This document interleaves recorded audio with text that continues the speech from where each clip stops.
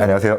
네, 안녕하십니까. 자기소개 좀 부탁드릴게요. 탐정 활동하고 있고요. KCI 한국탐정연맹 임병수 상임대표라고 합니다. 네, 병수님 같은 경우에는 옛날에도 영상들 많이 봤거든요. 탐정하신 되게 오래된 걸로 알고 있어요. 실제로 한 어느 정도 되셨어요? 한 14년 정도 됐죠. 그럼 처음 시작하실 때는 탐정이 별로 없었죠, 우리나라에? 탐정이라는 용어를 쓰면 3년 이하의 징역, 몇천만 원 이하의 벌금 뭐 이런 법이 있었죠. 아, 그때 당시에? 네, 2020년 8월 이전에는 불법이었죠. 근데 저는 그냥 탐정이라는 용어를 썼습니다. 왜냐면 일단 법이 잘못됐다고 생각을 했고, 우리나라에는 이 탐정이라는 게 법제화가 안 돼 있으니까 이 넘치는 시장을 흥신소 형들이 이제 해온 거예요, 전부 다. 네. 그 법이 없다 보니까 불법인지 합법인지 모르고 막 하고 다니는 거죠. 그래서 이거 참 문제다. 그래서 대한민국에 탐정을 법제화를 해야 되겠다라고 이제 노력을 많이 했죠. 그래서 석사도 하고 박사 수료도 하고 논문도 내고 그러다 보니까 이제 3년 전에 탐정이라는 용어를 쓸 수 있게 용어 자체는 합법화가 됐죠. 앞으로는 나라에서 많이 관리를 하겠죠. 이렇게 생각을 해서 어쨌든 정권 없습니다. 좋은 일 많이 했고.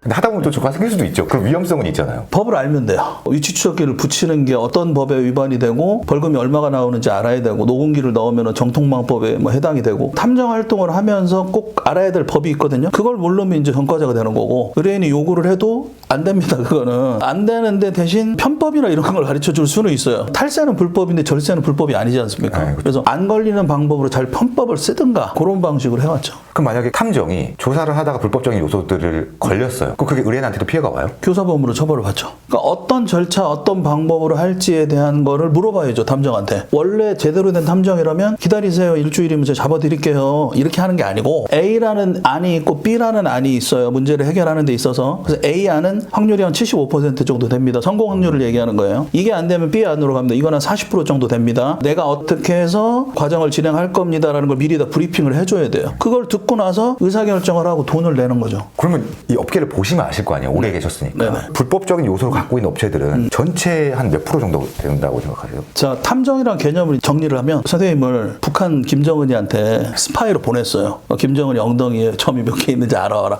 미션을 준 거예요. 자, 우리가 선생님을 보낼 때는 우리의 영웅이죠. 근데 김정은이 북한 애들 입장에서 볼 때는 어때요? 안 좋죠. 자, 의뢰인 입장에서는 탐정이 정말 필요한 사람이죠. 근데 선생님이 어떤 대상자를 추적을 하고 정보를 계속해서 파악을 하고 다니면 그 사람이 인지를 못하는 상태에서 하겠죠. 근데 그걸 나중에 알면 어떨까요, 기분이? 안 좋죠. 헌법 제17조 사생활 침해에 해당되는 거죠. 탐정이라는 직업 자체가 간첩이거든요. 그러니까 이거를 법적으로 따지고 들어가면 불법성이 들어가 있다라는 거가 되는 거고 도의적인 의식적으로 들어갈 때도 양날의 검의 성향이 다 갖고 있어요. 그러니까 잘못됐다라고 판단하기에는 굉장히 아리송한 직업이에요, 이게. 아까 말씀드린 대로 그래서 법을 알아야 되는 거죠. 의뢰인들은 GPS 붙여달라고 해요. 무조건 잡아야 되니까. 근데 GPS를 붙이면은 제가 불법을 하는 거죠. GPS는 핸드폰처럼 이렇게 명의가 나와요. GPS를 딱 찾았는데 명의가 탐정권으로 나오면 이제 벌금을 맞는 거죠. 그럼 어떻게 하면 될까요? 자기 명의로 안 하면 되겠죠. 네.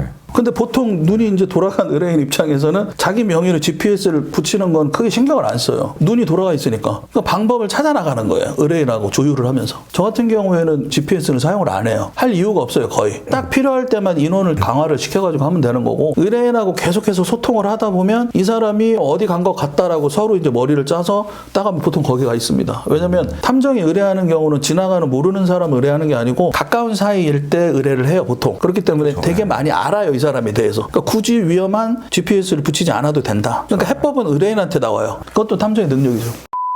그럼 보통 의뢰 들어오는 게 네네. 어떤 것들이 좀 들어와요? 외국의 사례를 보면 개인 탐정이 있고요. 개인적인 의뢰. 그다음 기업의 탐정이 있어요. 근데 기업 탐정은 아직 대한민국에서 하는 탐정이 거의 없다고 보시면 되고 개인 탐정은 채권 채무하고 배우자 외도가 가장 많습니다. 아, 그럼 채권 채무, 배우자 외도? 그리고 사람 찾기. 그러면 저는 또 하나 궁금한 게 돈을 좀 대신 받아주는 채권 네. 채무. 그거 같은 경우는 요즘에는 예민해져서 네. 가서 뭐 의학질을 할 수도 없는 거고. 그렇죠. 어떤 방법으로 탐정분들이 받아주시는지. 옛날에 이제 사채업자들이나 돈 받고 이런 사람들은 집에 가가지고 막 똥 싸놓고 막 그랬다고 하더라고요. 네. 옛날에 그렇게 했는데 지금은 까다로운 법들이 있지 않습니까? 그래서 일단은 법적으로 이 사람의 재산 명시 신청 같은 서류적인 작업을 해요. 재산이 있는지 없는지, 실제로 어떤 상황에 어떤 생활을 하고 있는지, 배우자는 있는지, 이러한 공부적인 부분을 우리가 이제 서류를 통해서 다 알 수가 있단 말이에요. 첫 번째. 두 번째는 이제 이 사람의 아킬레스건이 보이죠. 탐정의 핵심 포인트는 그 사람의 아킬레스건을 잡는 거예요. 유흥업소를 얘가 간다든지, 가정이 있는데 언년을 자꾸 만난다든지, 정말 정말 우리가 알게 모르게 불법적인 또는 부도덕한 행위들을 많이 해요. 인간이라는 존재가. 그러니까 그런 것들을 잡아내야 되는데 우리가 볼 때 아무것도 아닌데 얘한테는 예민한 약점일 수도 있어요. 그걸 찾아내고 빨리 캐치해내는 게 가장 중요하죠. 약점 잡은 다음에 만났어요. 그다음 만나서 이제 협상을 해야죠. 우리가 원하는 거는 돌을 갚는 거다. 내가 원하는 대로 할까? 뭐 이렇게 협박이 아닌데 잘 대화로 이끌어 나가야죠. 만나서 째려보면서.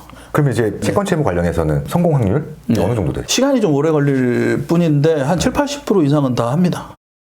사람 찾는 거 있잖아요. 네네. 만약에 제 가족이 실종됐어요. 이런 것들도 의뢰가 들어오죠. 그렇습니다. 가족이 유서를 써놓고 이제 나갔는데 경찰에서 못 찾고 있는 거를 저한테 의뢰를 해서 제가 이제 찾았는데 이미 돌아가신 상태였던 거로 차량 쉼터에서 모닝차였는데 모닝차가 차량 쉼터에 세워져 있는 걸 발견하고 여기 안에 이제 돌아가신 상태이거나 아니면 산 위에 올라가서 목매달아 돌아가시는 분들이 계시니까 둘 중에 하나라고 생각했는데 걸어가는 와중에도 산에는 올라가지 마라라고 생각하는 거예요. 거기까지 찾아야 되니까 또.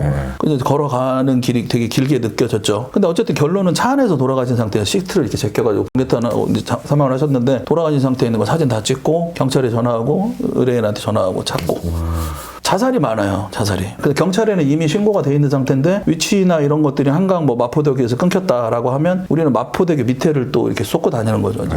사람 어떻게 찾아요, 근데? 실종자 같은 경우에는 경찰들은 주변에만 그냥 한번 수색하고 말거든요. 근데 우리는 보통 이제 물가를 많이 가요. 한강이나 저수지나 이런 데를 가는데 낚시터나 이런 데는 이제 탐문을 합니다. 직접 사진 보여주면서 이런 사람이 이렇게 온 적 있냐. 근데 경찰들은 그렇게까지는 안 하거든요. 그렇게 해가지고 뭐 좁혀나가는 거죠, 계속. 그러면 실종된 사람을 찾는 거 외에도 사람을 찾아주세요 라고 오는 의뢰들은 어떤 사연들이 좀 많아요? 피치 못할 사정에 의해서 이제 가족이 해체가 된 경우가 상당히 많아요. 어떤 경우가 있었냐면 미국의 케이블 TV에서 저한테 의뢰가 왔어요. 뭐 하시는 분이냐. 그러니까 미국에 사람을 전문적으로 찾아주는 케이블 TV 방송 채널인데 한국인 여성분인데 어렸을 때 부모님이 이혼을 하고 어떻게 돼서 미국을 넘어갔는데 그래서 와가지고 어머니가 어디 있는지는 아는데 아버지가 어디 있는지 알고 싶다. 그래서 제가 찾아준 적이 있고. 아니, 어떻게 찾았어요, 근데? 주민번호가 나오겠죠. 주민번호를 본인이 알고 있는 경우도 있고 모르는 경우도 있는데 주민번호를 가지고 조력을 좀 받는 경우도 있고. 이건 노하우라서 말 못하는 거죠? 그렇죠. 네. 약간 위법적인 게 들어가는 부분이 있어요. 개인정보 관련돼서. 우리가 민사소송을 걸어가지고 주소 보정 신청하라는 방식이 있어요. 예를 들어서 우리 선생님에 대해서 내가 정보를 알고 있다. 이 사람한테 소송을 걸어요. 그럼 소장을 받아야 될 거 아니에요. 그렇죠. 그럼 주소가 잘 안 나오겠죠. 그럼 주소 보정 신청이라는 거를 우리가 법원에 또 할 수가 있어요. 그렇게만 이해하면 될 것 같습니다.